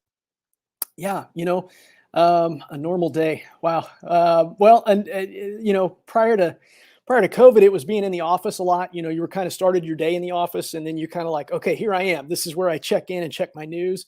The great thing about that is you don't have those commutes anymore to work. It makes it a little easier that you can kind of just get into your work day, or, know that when you check out, it's not, oh, I've got to sit in traffic going home, or I have to hop on the bus or hop on the train to go home. It's you're kind of already there. So that there's part of it. There's good things and certainly differences from what it used to be and what it is now. But really, it's kind of really being able to kind of filter through news, where you're following a lot of folks and not only your normal websites, but, if you're in sports or you have a client that's in one industry, you're really kind of checking a lot of that those trade publicity, the trade media outlets. You're checking the newspapers, you're checking Twitter a lot. Twitter's been great. Instagram's been good. Facebook, is unfortunately, it's one of those things that you just kind of have to embrace, whether you want to or not. Yeah. It's part of the news cycle right now. Too many news outlets, too many people use it, and not too many being that's necessarily a bad thing, but that's where the people are. So that's where you have to be too. Yep. And so I know sometimes it feels like you're a Facebook professional, and that's not what you want to do, but sometimes you do have to spend some time dedicated communicating with followers, communicating with responses. If there's an interview, an article that your client put out or you got on behalf of your client and earned media placement, you're really trying to share that story. So it's more than just an interview, like you and I are talking, right? It would be, okay, after we talk, let me get the link, let me put this up, and let me connect and make sure it's on LinkedIn, and that we push this out in any newsletter. And there's all of the good thing about it is now there's an extension. In case somebody didn't see that interview live, now there's an opportunity to expand your audience, really be able to put it where they are. So just in case they didn't see it initially, you have that content now that you can put in front of their face where they can click on and they can review it and digest that content at their leisure. And so in many ways, there's a big part of that. Strategically, you have to be thinking about that all the time. Whether it's a news story, the mayor comes up, the local mayor comes up with a new project or a new, opening of a new venue in the community. Well, how's that's going to impact people? Is that something, that people, restaurants and stuff have been slammed during this pandemic?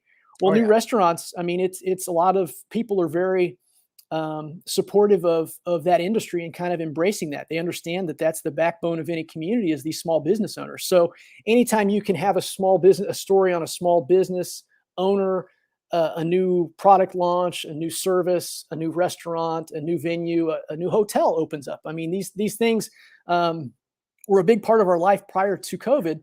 This is going to be a big part of our lives moving ahead too. And so as people kind of become more comfortable and we get to a point where the pandemic kind of, the numbers, we stop with these surges and stuff, and we kind of get a lot of that heavy stuff behind us. And hopefully that will happen at some point this upcoming year. They always say, 2 to 3 years that there's a pandemic, and here we are kind of going into year 3. So there is going to be, we are going to reach the end of this thing. It can't come soon enough for most of us, but when we get there, it's just about understanding that there will be some expectations. There will be pent up demand. People are going to want to go out to sporting events. They're going to want to go out to music, live music concerts and, restaurants and clubs and all of these things that, that they didn't get a chance to, or they were somewhat limited in doing the last couple of years. They're going to want to get back to doing some of that and do even more and have new stuff. And so, I think being able to kind of consider that as you're evaluating things. So it's checking, a lot of news sites in the mornings. It's checking, kind of seeing what is, you kind of put in your alerts of stuff that you're really focusing on for your specific clients. But in general, you kind of have a focus for, okay, I need to make sure I'm checking this. So really the first, good hour or so of the day, you're kind of looking at that to make sure, hey, what's broke, what's new? Is there anything happening? You're checking your client, your email, your work email, just to make sure there aren't any emergencies that you missed. Sometimes they're overnight, like we're working with a horticultural brand out of the Netherlands. And so, some of the media people that we're working with are in different parts of the world as well. So the start of their workday is when we're going to bed, kind of thing. And so you're kind of that timing of making sure that you're communicating in a somewhat acceptable time frame. So it may not be immediately within an hour or two after getting that email, but within a reasonable time frame that you're responding to those media requests. We work with an organic banana company. They grow in Mexico and Ecuador. They have their headquarters here in San Diego, right along the border with Mexico, Tijuana and San Diego, down in Otay Mesa. And yet here they grow and they sell everything up in, Canada and the US, and it's primarily West Coast. So it's Vancouver, Seattle, Portland, San Francisco, LA, San Diego. So there's you get a lot of moving parts involved. And so you really have to be good at juggling things. You really have to be able to kind of prioritize, because we're all limited to time, and sometimes it's limited on, you've got X number of hours for a client a month. Hey, I've got 20 hours or I've got 40 hours, or I only have 10 hours this month. That you really have to be able to allocate time. So it's being really good at time management. It's really being able to, kind of evaluate and kind of, sift through information pretty quickly that you can prioritize what needs to be done right away. And then also kind of, okay, once we're done with that, we need to get these other items, off the checklist, whether it's that day, that week, that month, those kinds of things. So it's really, and it's kind of having those conversations all the time, whether it's those discussions, that initial story pitch or story idea. Let's say you've got a trade show coming up for a client. Well, you got to back that out and be like, okay, this is when this event is. I need to be talking to this person, this editor, this reporter, whoever it is. I need to be talking to them ahead of time. So then there's time to kind of put that story together, have that conversation, that interview. If someone wants to see a draft of a story, or someone needs some additional logos or information or those kinds of things, you have to be able to kind of do that in a timely manner. But you have to be really good about being able to evaluate that. And so for me, I think I'm a people person, so I love being able to talk to people. I love being able to talk. That's why I was in journalism. I love talking to you about sports. We're talking about PR. We're talking, it's really, you spend so much time working. It really helps when you enjoy what you do. And I definitely enjoy what I do. I definitely enjoy it. It's not to say there aren't hard aspects, because there are. Sometimes, let's be honest, clients sometimes have unrealistic expectations, and that's not a bad thing, but sometimes what could be considered a crisis or a top priority for them may not necessarily be that crisis. It may just be like, okay, it's a top priority, but we've got to take this one step at a time. We can't get you to here without doing the legwork that gets us to there. And sometimes it's setting realistic expectations from the client side of things, but also from this side of things too. Clients come to us to help them solve their problems, and we have to be able to solve those problems and provide solutions and provide resolution. And sometimes you can do that immediately, and sometimes it takes just a little bit of time to kind of solve that problem. But when it does, you really have those relationships that you have long-term. We've got some clients that we've worked with now for well over 20 years, which in this industry is pretty unusual. It's kind of more of that 7 to 8 year time frame. You've done your work and you're done. We've had some certain small projects and stuff that you work on. Sometimes it's just a product launch. Sometimes it's just an announcement. Sometimes it's just a check presentation in the community, right? The local firehouse has this, this funding that they've got, and they just want to have a community presentation and get some of the elected officials involved. And we want to get that story out to the neighborhood. Maybe it's just the neighborhood newspapers or the magazines, or, oh, we want to get this on radio or TV. Well, there's a lot of other, kind of moving parts to that. So, I think in terms of, just being genuine, genuinely caring about other people, people pick up on that. And when you're in PR and you're really trying to help somebody, we don't do the kind of PR that you get sometimes on the corporate side of things. Sometimes corporate, it feels like corporations do some bad things and they bring in people to kind of clean up their mess. That's not the kind of PR that we do. Okay. So for me, it's kind of like I can lay my head on the pillow at night knowing that we're doing the right thing. We're helping people. They're doing the right kind of work. There are some folks, you know, sometimes they bring you in just for something, and sometimes we want you to clean up our mess. And you know, that's the thing as an agency and as a PR professional. You know, for me, there have been those instances where you kind of have to make a call. Is this something you want to get involved with? And there have been those times in those cases where you really kind of have to say no, and don't be afraid to do that. If it's something that's just not the right fit, or something that gut feeling you get when you're on your side of things, there's a gut feeling when you're talking to somebody, you kind of know if somebody's pulling your leg and lying to you, or if you know if somebody's being truthful with you. Yeah. It's that same kind of thing. You have to have that sense on this side of things too, and don't be afraid to you know, rely on your senses and just trust your gut. And you know, you get a little bit of that on this side of things. You know, there are some agencies out there that you know, promise the world and underdeliver and upset clients and make people mad. And there's some people that are realistic with you and say, these are your goals. This is what we see. This is how we're going to help. And sometimes some people will jump on that. And sometimes it'll be, you know, you didn't kiss up to them enough, and hey, you know, no harm, no foul. You can go another direction. Definitely. We recommend you touch it, you know, talk to a few other folks. Here are some other agencies too. So this is a small enough world, the PR side of things too, just like broadcasting. You're going to know the good people and you're going to know the bad people. And it's just, that's the reality of it, is there are good and bad in every industry that you work in.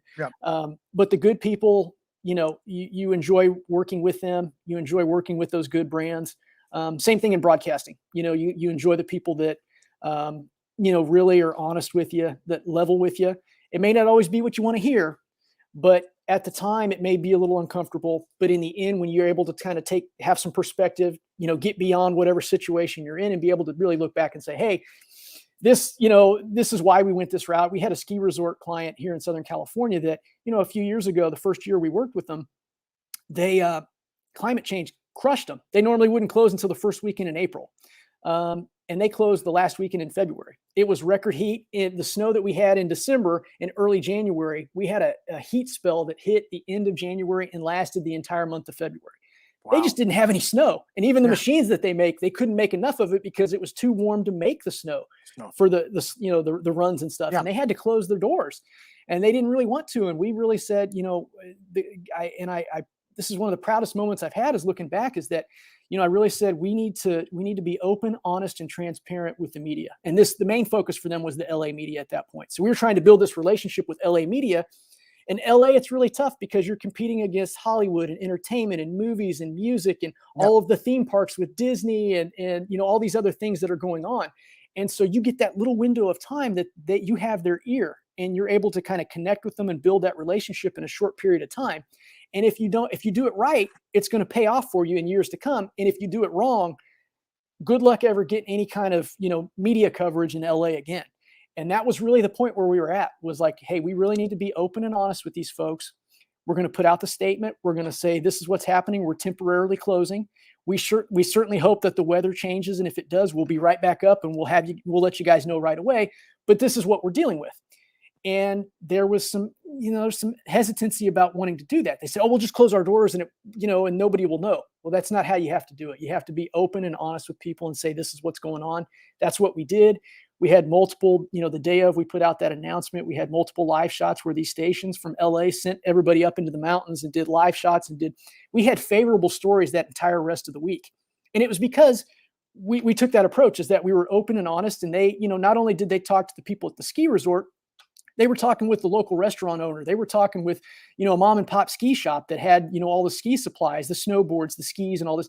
And they went through and said, yeah, it's tough right now. We're getting crushed. Like, this is terrible. And so in many ways, it was a tough subject to talk about. But because we did that in future seasons, we had this open and honest relationship that when we put information out, the media trusted what we were saying. And in return, when we needed to put information out, they were very receptive to what we were trying to communicate to the audience. And so a lot of that was where we had an opportunity to do the right thing or, kind of skirt through and kind of get by. And we did the right thing. It was painful. It was hard, but in the end, it was the right thing. And we were able to kind of look back, and the ownership at the time, they were a little hesitant, but afterwards they came back to us and said, this was the right decision. And we appreciate the guidance that you provided for us on that. And so for me, it's just opportunities like that. You just never know what's going to happen, but you have to be prepared to handle the tough stuff. And so when the easy stuff comes along, you're like, this is great. I've handled the hard stuff. This is fun, and you get a little bit of that on this side of things from PR. Same thing you get in broadcasting, you get on that. So there are a lot of similarities. There's certainly some differences, but enough similarities that I still thoroughly enjoy this, just like I did broadcasting. And I was going to say, I've had some guests at the last second cancel on me, and they obviously didn't want to come on, but you know what? I always try to be professional, and also I'm always honest with my my audience and my guests, and that's the best way to go. And even if you do have sometimes somebody who backs out or just decides they don't want to come on, be professional and move on. Yep. And that level of professionalism that you establish and you operate under is gonna pay off for you as you build your reputation in this industry. People are going to know that they're going to enjoy working with you. They're going to know that you'll level with them. You'll be fair. You'll be honest with them. And that will pay off when you need it to, and a lot of times that reputation that takes time to build.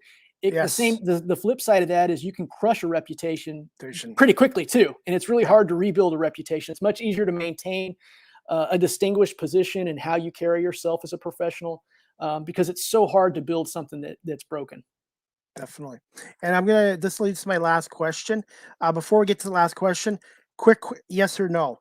Mm-hmm. Could Kansas City support an NHL and NBA team like they did back in the 70s and the 80s?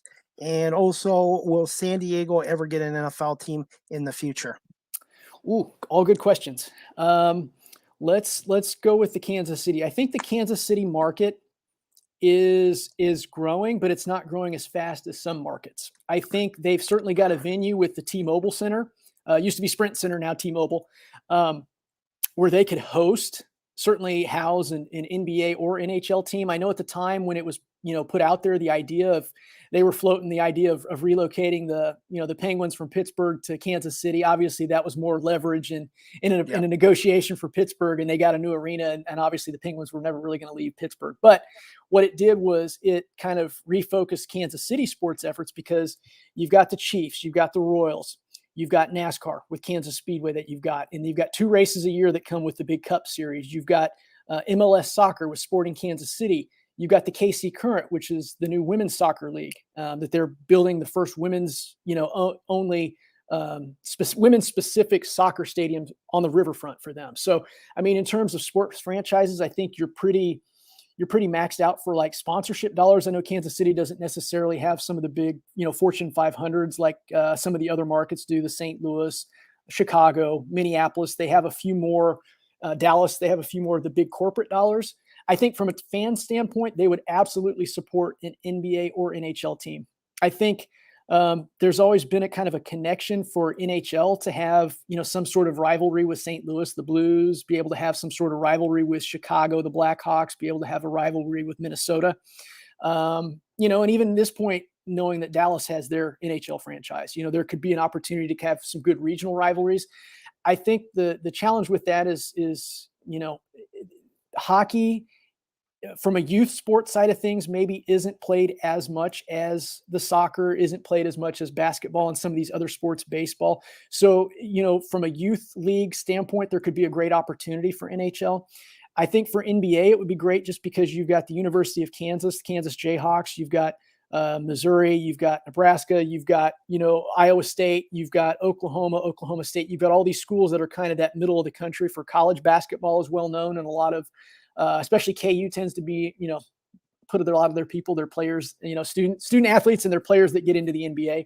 So there would certainly be an opportunity to kind of have those connections. I don't know. I think the only thing missing really in that scenario for NHL or NBA is going to be an owner that with deep enough pockets that wants to do it. Locally, they were able to find an owner for the Royals. I know Mr. Glass, before he passed, he had transitioned that ownership group over, and which Patrick Mahomes is now an owner, part of that ownership, group. But I don't know if there's somebody that has deep enough pockets that wants to do it, it would work in Kansas City. I don't know that they could have NHL and NBA and still support the other things like they do to the extent that they do. I think something could potentially take a hit in that regard from ticket sales and whatnot. But I think one of those, if they had one of them, NBA or NHL, I think that would absolutely be successful if they got one of them. Okay. It's just deciding which one is that going to be. I think the NBA would be great because you have Oklahoma City, you've got Denver, you've got Minnesota, you've got Chicago, kind of that middle of the country where you could have a good rivalry with some of the local. Hopefully they would work that in where they're in the same division or conference. As a fan there, I would have loved to have had an NBA team. I know Kansas City lost the Kings to Sacramento right as I was coming of age, so I didn't get a chance to see Michael Jordan and Magic Johnson and all those guys like I would love to. But from NHL, I know, seeing that they've done a great job with expansion. I don't know how fast they're going to add any more teams. Relocation might be, a better option from that regard. I know the Coyotes, are having some issues with an arena and venue. And I know it sounds like they're trying to keep them in Arizona. But if they can't find a facility in the Phoenix area, Kansas City would certainly be an option. I'm totally open to if there's another city, up in Canada that would be willing or is capable of doing it. I'd love to see another team franchise go back up into Canada for the NHL. Yeah. It's Quebec City. Yeah. I mean, certainly they were able to do it in the past and support. I just know the way Phoenix is, that market, it's really tough to make hockey work out there. They've tried, Lord knows they've tried, but I'm really happy to see, Vegas do well with hockey. Yes. Obviously Anaheim with the Ducks, and they've got the Kings up in Southern California that, is probably pretty saturated for NHL. So I don't know that San Diego, of course, San Diego has to get a venue. That's always been the holdup for them, is they have an older venue and they just haven't had, an owner with deep enough pockets to make it work. Certainly 8th largest city in the country that only has baseball right now. With the San Diego Padres, San Diego I would think would be an attractive market for some sports league or the venue to come along, whether it's NHL or NBA. I think NBA might work, but knowing that the Rockets left San Diego to go to Houston, the Clippers left San Diego to go up to LA. That kind of gives that stigma of you can't really, what's wrong with your city that 2 franchises have left, or could you really support NBA? I do think NBA could work, but also, let's be honest, the Lakers drive a lot of sports, basketball fandom down here in Southern California. It's not just LA, Orange County, San Diego, it's a Lakers area. And that's really tough for any team, whether it's an expansion or a relocated team to compete with. In terms of football, I absolutely think, San Diego should have a team, an NFL team. And I say this as a Chiefs fan, who's somebody who's, used to see the Chiefs come out here to San Diego and play every year. So that was kind of my game I got to see. So selfishly, part of me would say that, but from a realistic, as a San Diegan, someone who's been living here now and, don't see myself going anywhere anytime soon. 12 plus years now, to be 13 years. I kind of consider myself a San Diegan at this point as well. And the NFL, this was a really good market for, the NFL. I think it was unfortunate that there were local elected officials at the time that when the first discussion started about a new stadium in San Diego, I don't know how genuine they were at the time about trying to make a deal happen. I know that, the ownership group for the current ownership for the Chargers, toward the end, it felt like they had given up on San Diego. So it didn't feel like it was a necessary, it felt like we finally had elected officials that were supportive of it. But at that time, the ownership had already checked out and already had their mind on, we're going to move to LA, so that I think it was just life is all about timing, right? I think the timing was really bad about it. And it's unfortunate because I do think San Diego was a really strong market for the NFL for 56 seasons. And so to see the Chargers, even though they started their very first season in LA, they're the San Diego Chargers. And so to see them up in LA, it's upset a lot of folks, and rightfully so. I know San Diego kind of gets a bad rap sometimes as being a marketplace that doesn't really support sports, but they do. They support the Padres. When there's, it's been tough to have a winning product, but when they have a winner on the field, they support their fans. And so it certainly is a little bit of a bummer that we don't have, an NFL franchise in San Diego. But certainly there's not a venue that would support a franchise at this point. So, I think there are opportunities, should it not work out or for whatever reason, the NFL decides that, the Rams are good in LA, but the Chargers, we might have to look at maybe another option for them. I think for the time being, they're stuck there, and the NFL is going to try and make it work.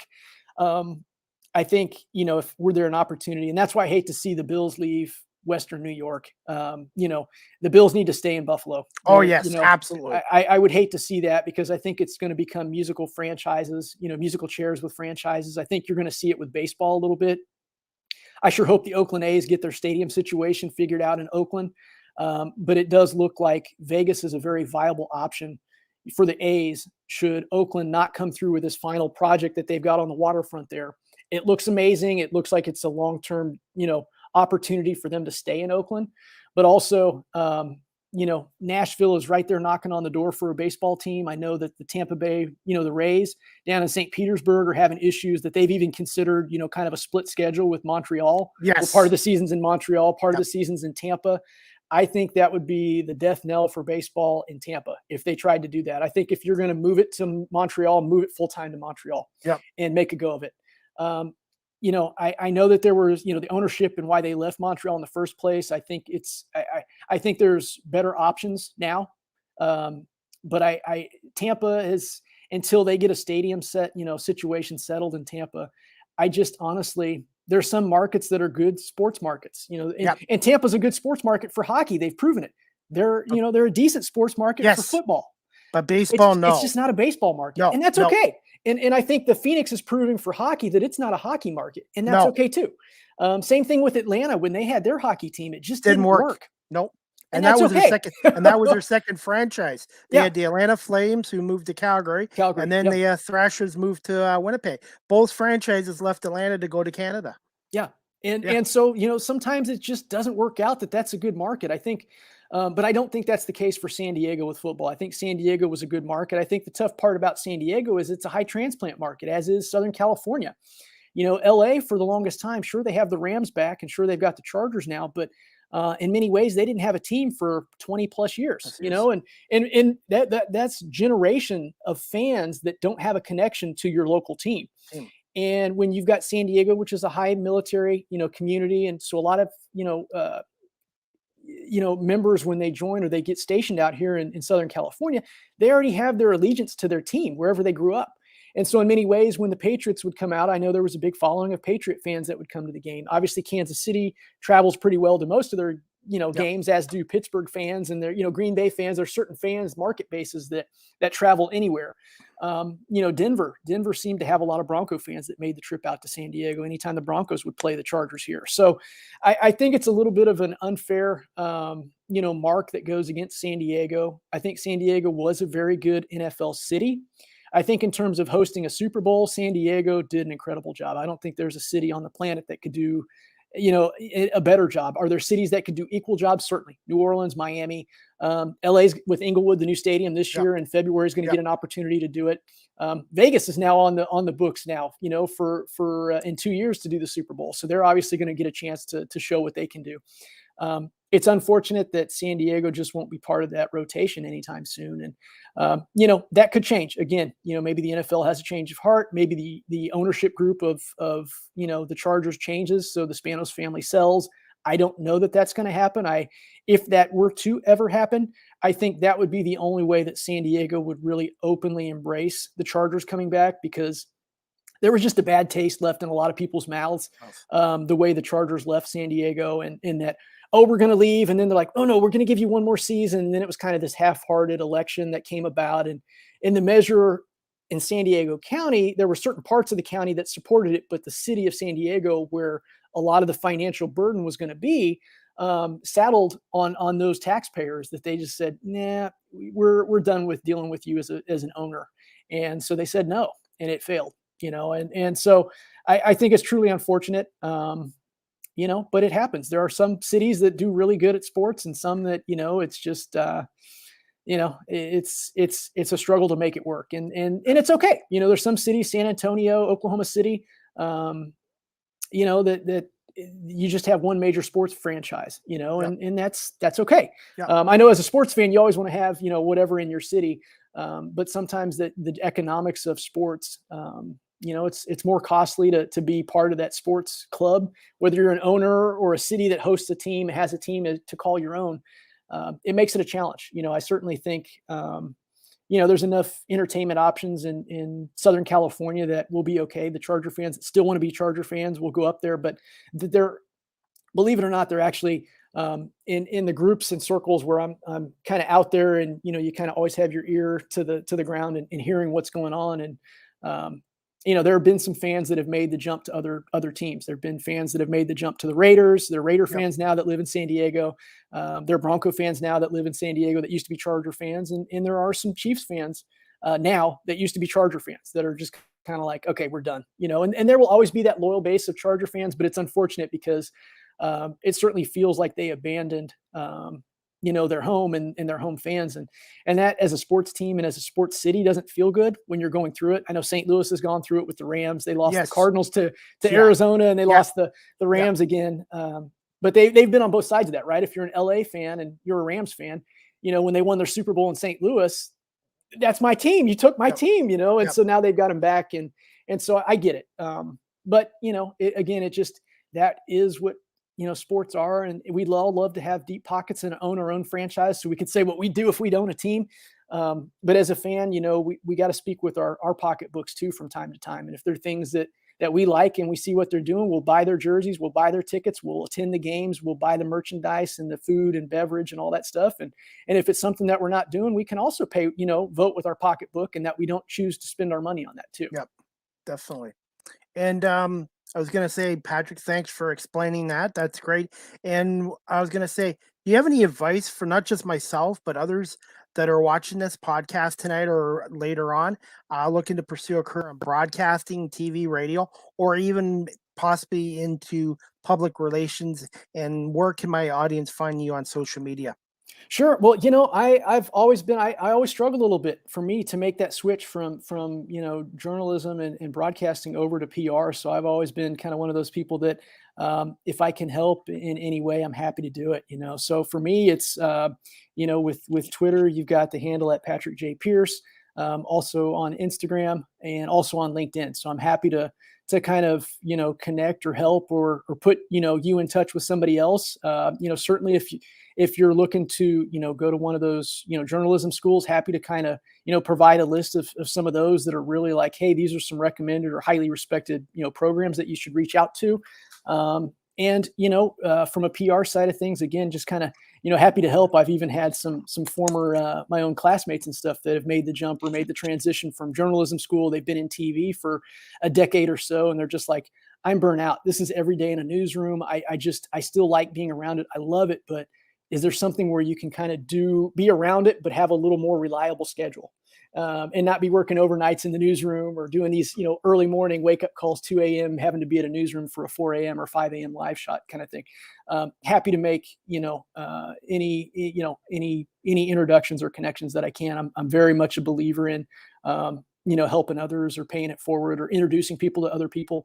LinkedIn's been a great way to do that. Yes. I know you and I are also connected on LinkedIn. Yes, and definitely. absolutely. Any way I can help you on that too, please keep that in mind, and just, don't be afraid to make and ask for something. That's where I've had a lot of the success, especially on the PR side of things, is that you never know what you can end up with unless you ask. Worst thing somebody can say is no. No. Hey, I've got this story, or you want to talk? No. Okay, great. Like you said, rejection is not fun, but it gets you one step closer to that yes. It gets you one step closer. It's information that you didn't have initially that now you have. And it makes, eventually you'll get there, but you just, that's the thing, like journalism, broadcasting, TV, radio, print, multimedia now with all the technology that we've got. And same thing from PR is just, you have to be able to kind of, push through those no's and really power through it, and just know that, that no gets you one step closer to a yes. And like I said, being my age and doing this the unconventional way. I've heard some people say naysayers and negative people, but I just ignore them and just keep focusing on what I'm trying to accomplish. And this is something I really do have a passion for. And go with it. Don't let anybody tell you otherwise. I mean, it's great to have people give you advice and give you their Yes. opinion, and obviously you value those connections, you value that friendship, you value those opinions. But if that isn't truly what's in your heart and where you want to go, by all means, go chase that dream. We only get one chance at this, right? We only get one Yes. chance at life. So let's Yes. if that's something you really want to do and try, go for it, and see where you go. I'm a huge believer in just take a chance. I've failed as much as I've succeeded in life, and but I'm not afraid to take a chance. And for anybody out there that's kind of in that same boat, that's looking to kind of make that career change or adjustment, or I've been doing this, but I also have a passion for something else. Chase Yep. that passion. Go do it. This is the time to do it. And especially as we're, kind of getting out of this on the other side of this pandemic, internationally, there's going to be a ton of opportunities, in the US and Canada, other countries as well, other organizations, other brands, other companies. This is the time to be looking now, because, new opportunities will present themselves. If they haven't already, it will be happening in 2022. So now's the time to start preparing for that. And I'm also lucky too, Patrick. It's one thing when you're married and with kids; it's kind of harder to switch careers or move with kids and a wife. I'm single, so if I have an opportunity in another city or another province or even in the states, I would strongly be able to consider doing it. And with this industry, as you were mentioning too, sometimes you have to go where the job is, even if it's in a small market. You need to get your foot in the door. You do. And once you're in, that's the thing. That's the whatever it takes to get in. A lot of times these for PR, like, oh, you have to have an internship. Internships are helpful. Absolutely. Yes. Are the internships the only thing that provides experience for you? Absolutely not. If you've had real world experience, for me, I value somebody who's been in, broadcast. If you've been in on this side of things for a number of years, for me, I view that as practical real world experience that translates directly to the public relations field. If you can handle a crazy schedule on the media broadcasting side of things, you can certainly handle a schedule that's hectic and all over the place in a PR side of things. Because again, it's kind of that prioritizing, that juggling, many things, many balls at one time that you're trying to juggle, but also knowing that you kind of trust in your skill set to make it happen, and you believe in yourself, and you know that you can get the job done. That translates to any industry that you're in. Definitely. And with my current job right now, I'm working midnights, 40 hours a week. Plus, I'm doing the podcast 2, 3 times a week. And then I'm doing volunteer work 5 to 10 hours a week as a camera operator. And that the big thing is to be able to balance what you're doing. And to me, this isn't work. This is something I really enjoy. Same with the camera work. I don't look at it as, oh, it's another job to go to. It's something that I really enjoy. And right now my focus is on switching careers, and it's going to take a little more time, but I'm just going to keep grinding away and keep working at it. And I was going to say, I've been lucky to have guys like yourself who have come on and given me almost 2 hours tonight. And I'm really lucky. And I want to say thank you, Patrick, so much for coming on Live with CDP podcast. Well, thank you so much, Chris. I appreciate it. This has been an incredible opportunity to chat with you and get a chance to build a connection and a friendship with you as well. I wish you nothing but the best. Happy to help however I can. Anyone else out there that's tuning in that feels compelled to reach out or connect, or hey, I want to I see where Chris is going. I'd like to do this, or hey, Tim reaches out to me and say, hey, Patrick, I'd like to do this too, or hear a little bit more about it. Happy to help. The more the merrier. I think the more we get people that are really committed to it, that are in it for the right reason, it's only going to strengthen the industry that we're in. It's only going to strengthen the broadcasting industry. It's only going to strengthen the public relations industry. And so I look at it, this is really a win-win for everybody. And life is not a zero-sum game. If somebody wins, that doesn't mean you lose. I cheer everybody's victory, everybody's win. And I'm just so happy for everybody else because, there's a lot of opportunities out there. We just have to kind of go make our mark and be willing to take a chance, and you just never know what's going to happen. But I am a huge believer, and go try it, give it a try, give it a shot, see what happens. Definitely. Okay, well, I was going to say I'm going to let you go, Patrick. It's almost dinner time out in California, but I was going to say I hope to have you maybe on as a guest again in the future to talk maybe a little more about your PR work and also how the Kansas City Chiefs did in the NFL playoffs, or maybe get back to a third straight Super Bowl. That's the hope, right? At this point, I know COVID is starting to play tricks with a lot of these sports leagues, so it's a little bit of a challenge to see how everyone's going to respond to that. That's one of the variables that you just can't control right now. But if everybody can stay healthy, you just, as a sports team, whether it's my team or not, you hate to see, when injuries take a toll on teams. But it's part of the game. It's part of the sport, and you just have to embrace it. And as a fan, you have to have faith that your team is going to come through, and the other team members that you've got, they may not be the well-known names, but that, they're on the team for a reason. And when their name is called, they step up and they perform, and you hope they perform to that perfect level, or that high level. And when it does happen, it's a thing of beauty. So, love sports, love being able to talk about it. And yeah, I'm going to say go Chiefs, but it'll be interesting to see. I'm happy they're in a great place. And we'll just see if they can't continue and get back on top of that mountain. Okay.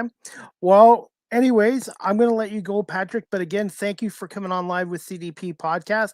And we'll definitely keep in touch with you on LinkedIn and Twitter as well. And I'll have to look for you on Instagram too. I am on there, and I'm on TikTok. I finally went on TikTok.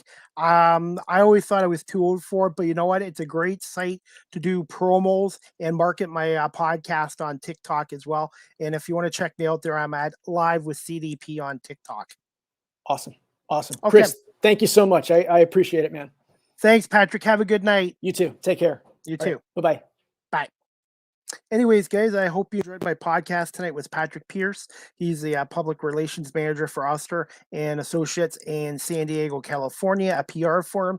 And he was also a broadcaster in the Columbia, Kansas City, Missouri area as well. And he's a huge Kansas City Chiefs fan as well. So you can follow Patrick on Twitter at Patrick J. Pierce on Twitter and Instagram, and you can look Patrick J. Pierce up on LinkedIn as well. Guys, just to let you know, my next Live with CDP podcast will be this Wednesday, December 29th at 4 o'clock Eastern. My guest will be J. Evan Foster. He's a CFL Player Association licensed player agent, and he's also a licensed life insurance advisor based out of Hamilton. So Jay Evans going to come on and talk about his career as a CFL player agent, to talk about the 2021 CFL season and the Grey Cup. And also he started his own business up, Foster Insures, a life insurance broker as well. So hopefully you guys can check out my next Live CDP podcast. And also, guys, just to let you know, Live with CDP podcast, the audio version is downloaded onto Google Podcasts, Anchor FM, Apple Podcasts, Breaker, Pocket Casts, Radio Public, Spotify, Castbox, and LinkedIn as well. And also, I mentioned this before, you guys can follow me on TikTok at Live with CDP podcast. And also, guys, StreamYard is the official live stream provider of Live with CDP podcast. And I think we're going to wrap this up. By the way, and just before I wrap it up, guys, the Philadelphia Eagles announced today running back Miles Sanders broke his right hand against the New York Giants on Sunday in the Eagles 34-10 win over the Giants. And he will miss this week's game against Washington and most likely the Dallas game. Nick Sirianni said they will not put Sanders on the IR list, which means he would be done for the year. So they're going to reevaluate his broken hand next week. But I'm going to assume that he's probably going to miss Washington in the Dallas game. And then maybe if the Eagles get into the wild card, he should be ready. So I'm thinking maybe 3 weeks, but we'll see what happens. But right now they're going to have Kenneth Gainwell, the rookie, take his place in the backfield along with Jordan Howard, who had a bit of an injury against the Giants on Sunday, but he's going to be okay, and Boston Scott. So the Eagles are now 8-7 after their 34-10 thrashing of the Giants, 6-2 in their last 8 games. They didn't get 175 yards rushing against the Giants, but they still had 133 yards. So the Eagles are leading the National Football League in running the ball right now. So next week they take on Washington at 1 o'clock at 1 o'clock in Washington at FedEx Field, and then they're home to Dallas on January 9th at 1 o'clock to wrap up the regular season. Dallas has already clinched the NFC East, so that game won't mean much to the Cowboys. And for the Eagles, they just need to take care of business. Win your 2 games, and you should be in the playoffs. Before I go, guys, you got Monday Night Football on that just started about a half an hour ago. You got Miami and New Orleans. Both teams are 7-7. Miami's won 6 straight games, and they're on fire right now. And the Saints right now are battling the Vikings and Eagles for that 7th spot in the NFC, a wild card. So we'll see what happens there. But anyways, guys, I'm going to wrap up my podcast. Again, I want to say thank you to Patrick Pierce for coming on and talking about his career in broadcasting and TV radio, some Chiefs football, and his PR work with Oster and Associates in San Diego. And like I said, guys, next Live with CDP podcast, Wednesday at 4 o'clock with J. Evan Foster, a CFL player, agent, and life insurance broker out of Hamilton. I hope everybody had a good Christmas, happy holidays, and we'll talk to you guys on Wednesday at 4 o'clock for another edition of Live with CDP. And I just want to say thank you to everybody watching the podcast tonight on my YouTube channel. Please subscribe to my YouTube channel if you haven't. Thanks for watching on Facebook Live and Twitter as well. All right, guys, have a great night, and we'll see you guys Wednesday at 4 o'clock for the next edition of Live with CDP podcast, live and on audio. Take care.